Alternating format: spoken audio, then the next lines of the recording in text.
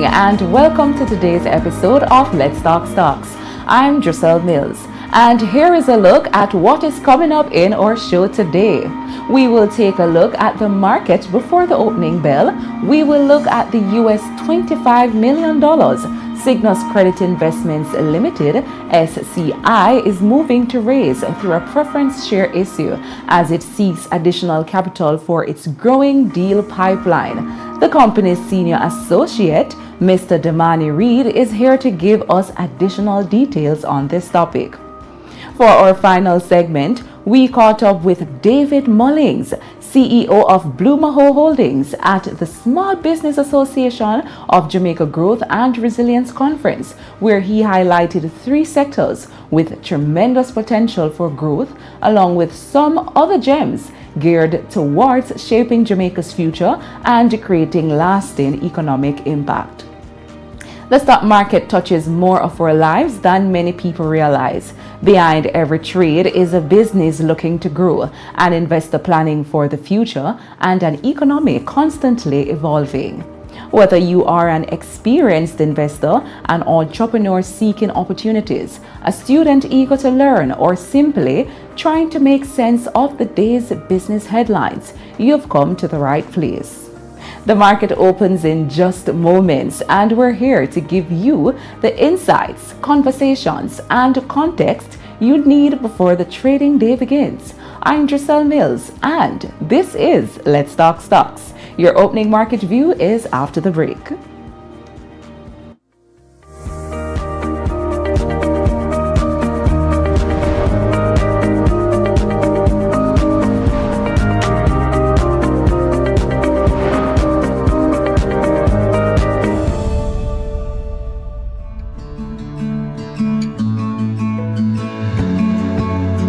Caribbean flavors and fragrances. It started out as a small family-owned business, and now we're a part of a large group of companies.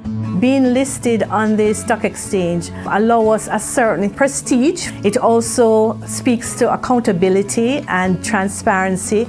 We had some fears about getting our information in the public domain, but once we contacted the Jamaica Stock Exchange, who have the knowledge and the experience to guide us, we were comfortable with getting into the process. If you have any doubts about being listed, just give the Jamaica Stock Exchange a call. They'll be very happy to take you through the process and also provide you with information that you may need. Make that call now.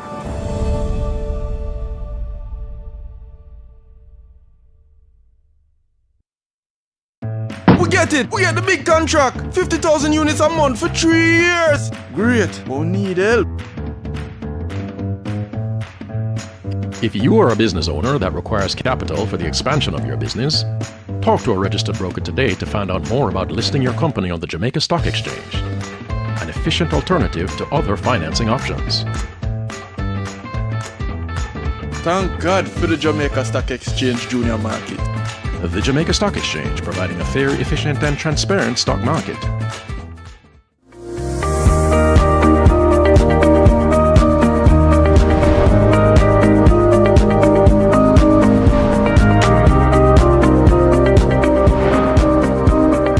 Good morning and welcome back to Let's Talk Stocks. I'm Giselle Mills. As the market prepares to open, we begin with your market snapshot. We are tracking the Jamaica Stock Exchange, global equities and commodities shaping Caribbean business confidence. Starting locally, the Jamaica Stock Exchange main market closed Tuesday's session in positive territory. The JSE index advanced by 1,819.07 points, or 0.49%, to close at 375,103.68 points. The JSE All Jamaican Composite Index advanced by 2,439.96 points, or 0.55%, to close at 447,123.45 points. The JSE Combined Index added 1,370.39 points, or 0.36%, to close at 379,369.28 points. The total Jamaican dollar market volume reached 31.3 million units, valued at Jamaican $259.8 million. Those gains signal support for larger listed companies, although the broader market picture remained divided. The JSE Junior Market Index moved in the opposite direction. It declined by 51.40 points, or 1.75%, to close at 2,886.41 points. That points to weaker sentiment among small and medium-sized listed companies. Overall, market activity resulted from trading in 115 stocks, with 44 advancing, 48 declining, and 23 trading firm. Volume leaders were led by Trans-Jamaican Highway with 10.3 million units. Derrimon traded, followed with 4.7 million units, while Carreras traded 1.5 million units. Kingston Wharves was the standout main market ordinary share, climbing 20.24% to Jamaican $33.69. That sizable large cap move helped support the headline index and near-term confidence. The top 5 advancers were Kingston Wharves, Trans-Jamaican Highways, 8% preference share, ISP Finance Services, Palace Amusement, and Mayberry Group. Their gains ranged from 11.85 to 20.24%. The 5 steepest decliners were Sygnus Real Estate Finance, Main Event Entertainment, G West Corporation, Cargo Handlers, and 138 Student Living's variable preference share. Their losses ranged from 14.09 to 23.50%. The JSE US Equities Index advanced by 10.80 points, or 3.78%, to close at 296.85 points. US dollar market volume reached 769,895 units, valued at US $61,096.35.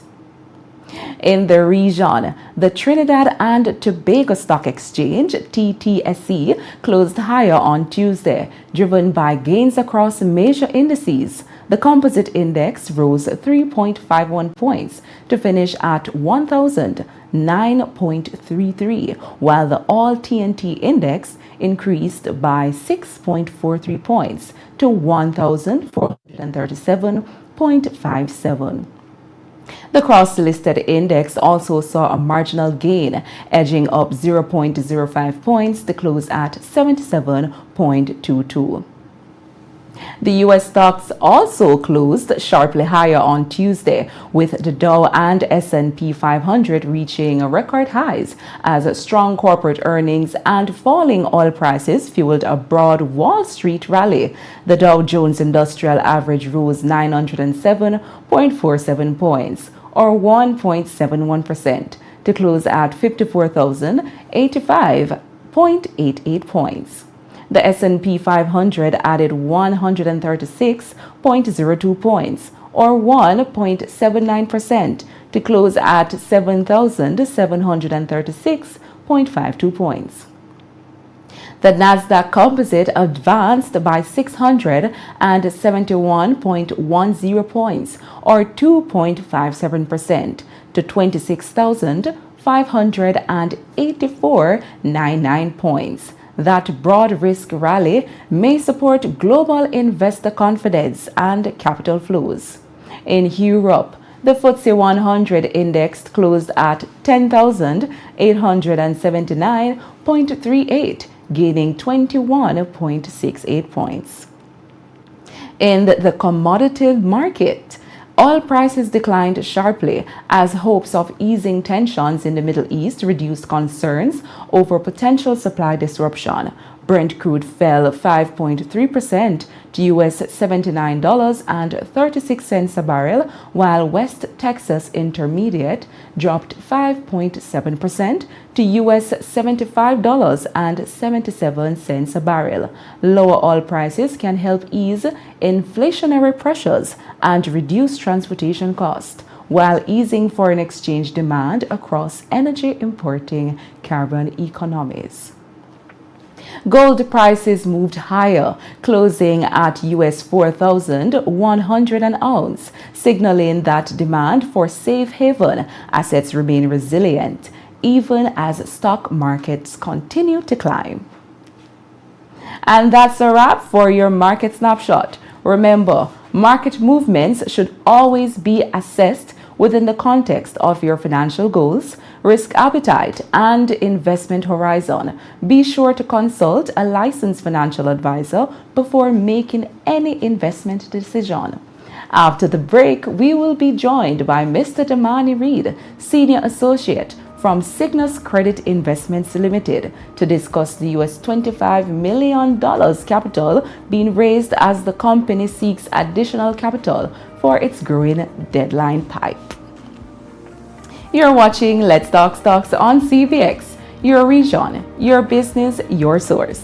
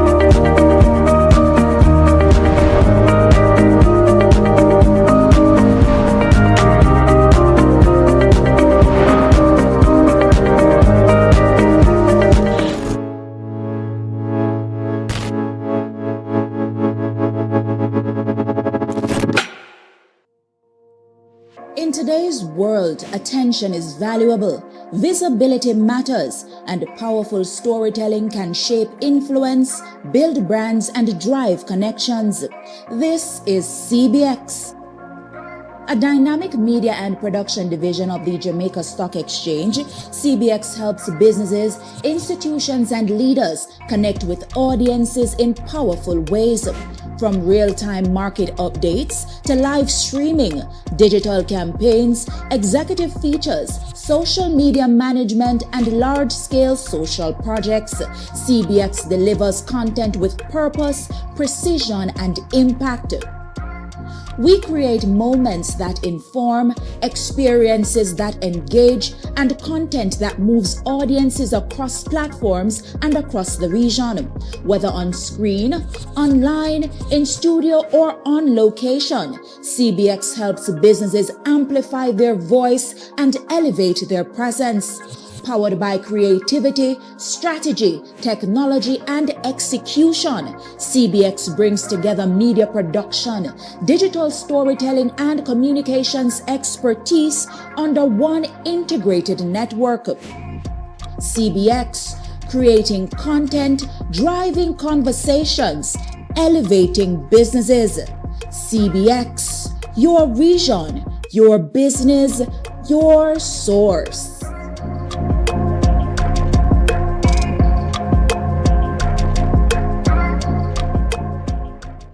This project marks the celebration of our 30th Hall of Fame and aims to highlight the achievements, challenges, and invaluable lessons of those who have shaped and are shaping the future of our economy. Our aim is to celebrate the voices and stories of 30 remarkable leaders in Jamaica's private sector. Join us as we explore these narratives of resilience, leadership, and vision.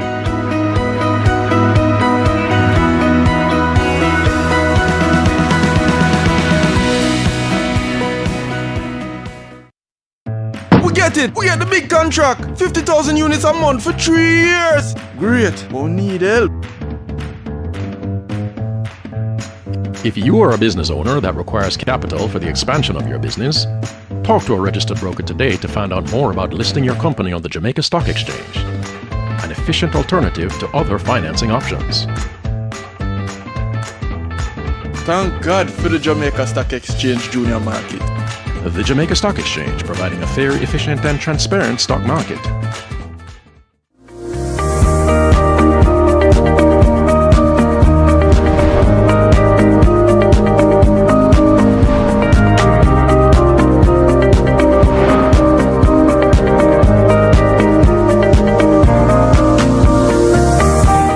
Welcome back to Let's Talk Stocks. Sygnus Credit Investments Limited is moving to raise US $25 million. Here with us on Let's Talk Stocks is Damani Reid, Senior Associate at Sygnus Credit Investments Limited, joining us this morning to discuss the plans for this capital being sought. Welcome to the show, Mr. Reid. Pleasure to be here. All right, so just to get into it a little bit, Sygnus Credit Investments, as we listed earlier, is seeking to raise US $25 million through a preference share issue. Before we get into the details, tell us what prompted this decision and why no. Okay, so very good question. I believe how I would answer that is there are two main things, both demand as well as timing. So what we're seeing is outsized demand coming from out of Hurricane Melissa. We're seeing a lot of demand for private credit solutions in cases where traditional banks are not willing to step in or do not have the appetite, as well as it relates to the timing, given where we are in terms of the Jamaican economy and how we're seeing even the stock market show some rebound. We thought that it was a good time to tap into investors' appetite. Okay. All right. Where will this US $25 million go and how will it grow the company? So like I said, we're seeing a lot of demand for private credit solutions, particularly from Jamaican businesses, as we obviously seek to recover from Hurricane Melissa related damage. So really it's to go towards growing the private credit portfolio, particularly investing in Jamaican companies, but also on the wider Caribbean as well. Okay, nice. So I want you to explain something to me, and especially for the viewers who might not understand. Many viewers hear the term or, trying to invest preference shares, but aren't quite sure what it means. Can you explain in simple terms what a preference share is and how it differs from an ordinary share? It's a very good question. So a preference share is a bit of a hybrid structure. It has properties of both debt and equity. And so from the equity standpoint, it pays a dividend, right? While from the debt standpoint, oftentimes that dividend or distribution is fixed, right? So you, as an investor, enjoy both the consistent cash flows coming in from the preference share, while also being able to benefit from any equity upside in terms of price movement, or in some cases, it's structured such that you get a share of distributable profits. So you get to have your cake and eat it too sometimes. All right, nice. That's an interesting part. So one is fixed and the other is? Sort of an equity profit share, so to speak. All right, nice. So who is this type of investment best suited for? So it depends on the structure of the preference share itself. For the most part, usually, there is a fixed component to preference shares, and so typically investors that are seeking income generation as well as diversification in their portfolio from just traditional equity or debt, that's who I would say it's more suited for. And my next question is, what makes this preference share issue, attractive in today's market? So the Sygnus Credit Investments preference share is attractive because it gives you a very strong competitive yield. The offer is both dual tranche, so USD and JMD, and we're offering 10% on the JMD and 8% yield on the USD. And so I think if you look at rates in the market from firms that are similar to Sygnus in terms of even their credit rating, where CARICRIS, JM, BB, triple B minus. So when you look at similar entities, it's very hard to get those types of yields in the market right now. Okay, nice. I heard you earlier keep mentioning Melissa. So this leads to my next question.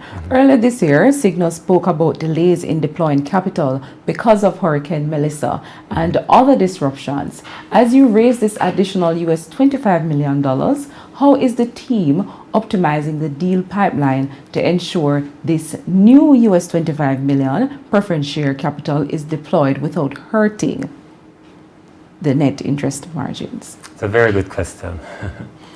First, I want to add some context, right? So Hurricane Melissa would have occurred in our second quarter, which would have been ended December 31st, 2025. Since then, we would have accelerated our deployment in Q3, which would have ended March 31st, 2026. And that's coming out of, as I said, the increased demand for private credit solutions, the willingness for Jamaican companies to tap into our solutions to help with the restoration progress. Moving from that, this raise would assist us in, one, satisfying that appetite and that demand, which we think is very important to the recovery and stabilization of the Jamaican economy. What we're doing to ensure that, this capital flows straight to, much needed entrepreneurs and businesses is to ensure that investors right, get the satisfactory return while also ensuring that these businesses have flexible solutions. So in this case, the rate or the return to SCI, it's not a vanilla return such that you would get from a commercial bank. We have very innovative structures to ensure that we meet a particular yield threshold while also being able to deliver a return to investors. Nice. So investors need not to worry. No. They can rely on Sygnus to help them along the way. Correct. All right. So my final question, for someone watching who has never, invested in a preference share before, what's one thing you would want them to understand before making that decision? Sure. Firstly, to really understand the structure of the preference share, like I would have said, there are different types of preference shares, different structures in terms of, is it low fixed yield with some type of equity or profit share component? Is it perpetual? Does it have a maturity date? In relation to the SCI preference share that we have in the market currently, it is a perpetual cumulative preference share. And so what that means is there is no specified maturity date. There is a redemption clause after about 15 years, but there is no specified maturity date. And so that is more suited for long-term, sophisticated investors that are looking for yield and diversification across their portfolio. All right. Thank you so much, Mr. Reid. Thank you for joining us this morning. It was a pleasure having you on the show. It's a pleasure being here. All right. That was Damani Reid, Senior Associate. All right, let's take that again. That was Damani Reid, Senior Associate at Sygnus Credit Investments Limited. Stay with us. Let's Talk Stocks returns right after this break.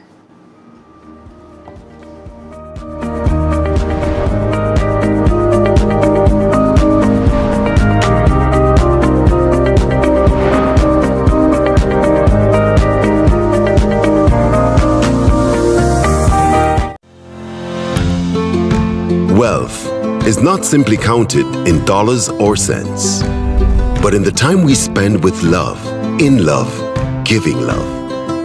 Wealth is not simply a means to an end. It is the means to live out loud. Wealth is more than money. It's about family, the memories you create, the legacy you leave behind, and your ability to enjoy life in the moment. It's also about seeing the QMAX possibilities and seizing investment opportunities to achieve the future you want and deserve. Which is why QMAX Wealth will focus on your investments so you can experience more. Because true wealth is truly more. To start investing today, call 876-926-7767.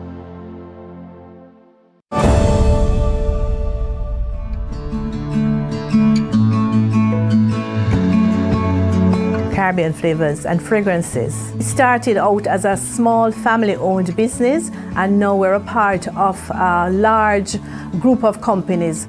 Being listed on the stock exchange allows us a certain prestige. It also speaks to accountability and transparency.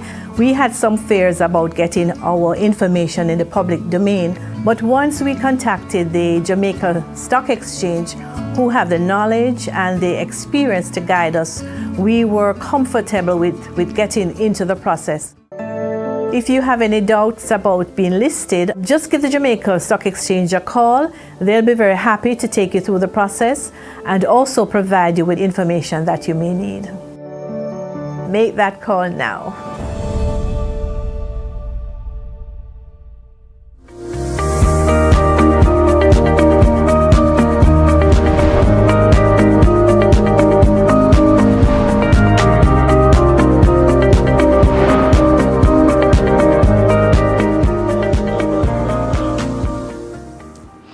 Welcome back to Let's Talk Stocks. David Mullings, CEO of Bloomaho Holdings, shared with our CBX team at the Small Business Association of Jamaica Growth and Resilience Conference 3 sectors with tremendous potential for growth, along with some other gems geared towards shaping Jamaica's future and create lasting economic impact. Let's take a look at that.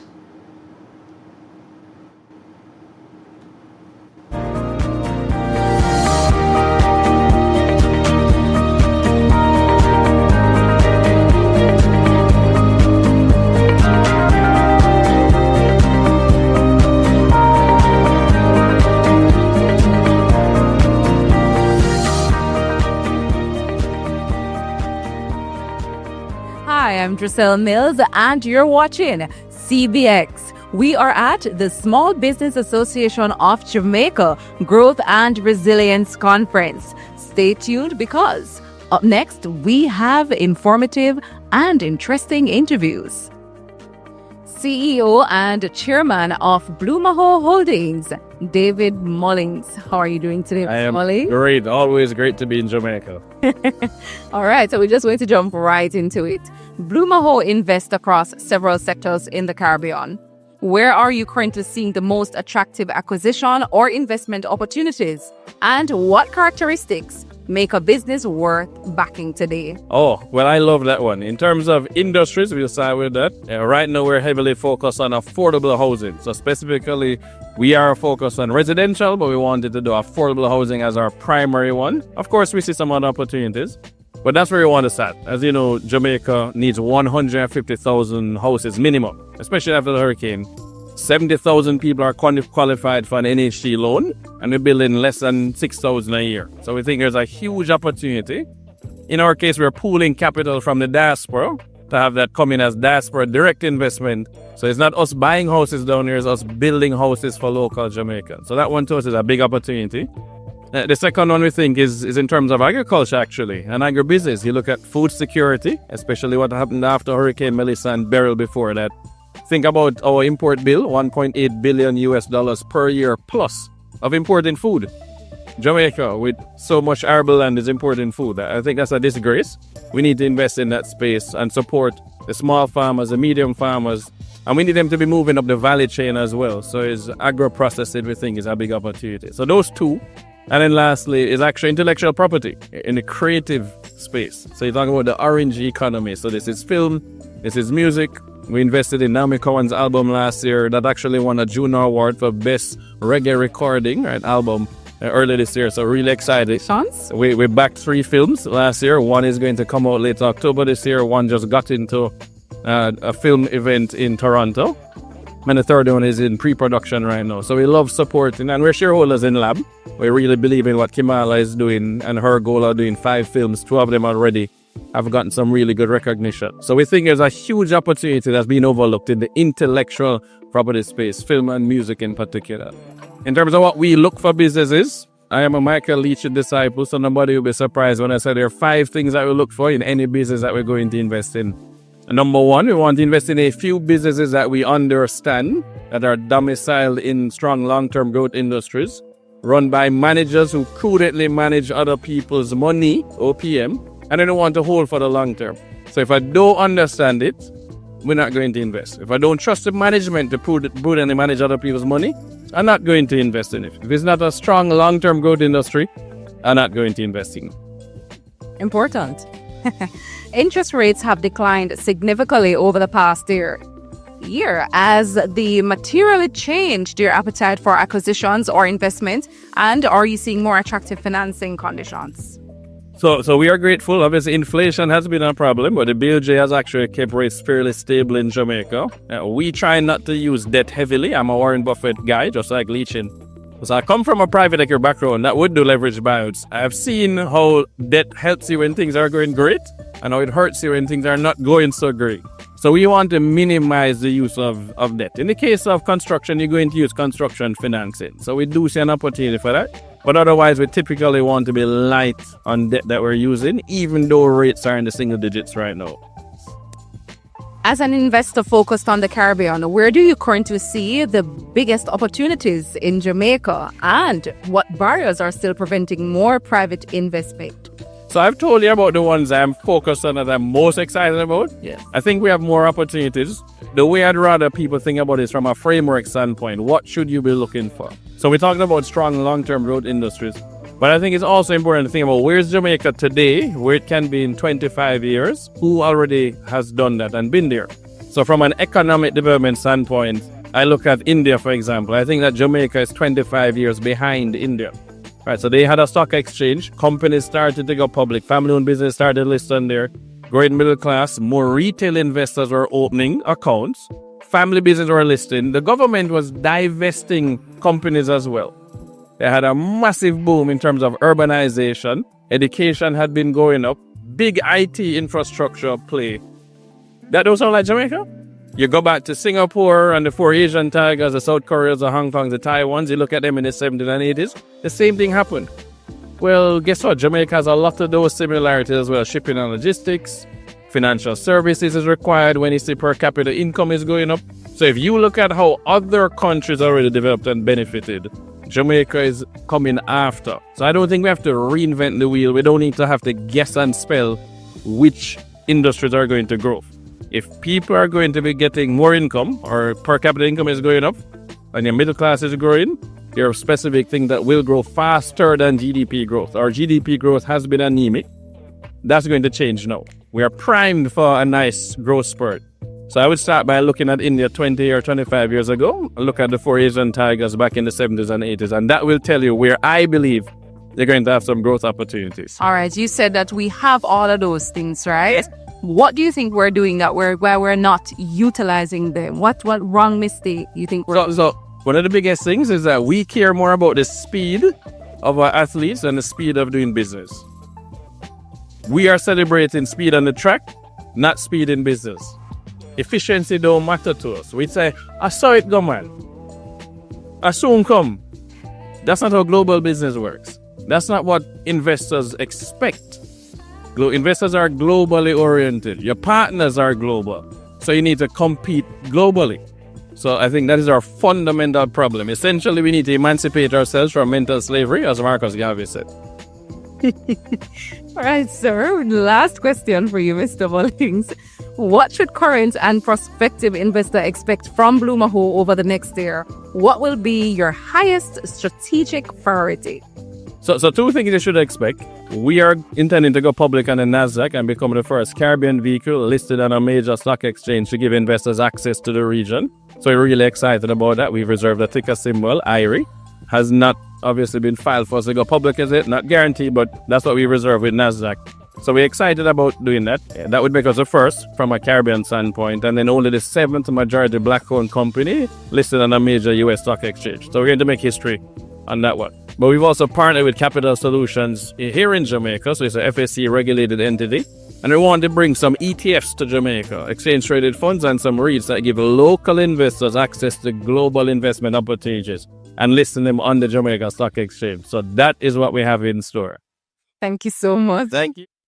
And that's a wrap for the Small Business Association of Jamaica Growth and Resilience Conference. I'm your host, Giselle Mills, and this is CBX.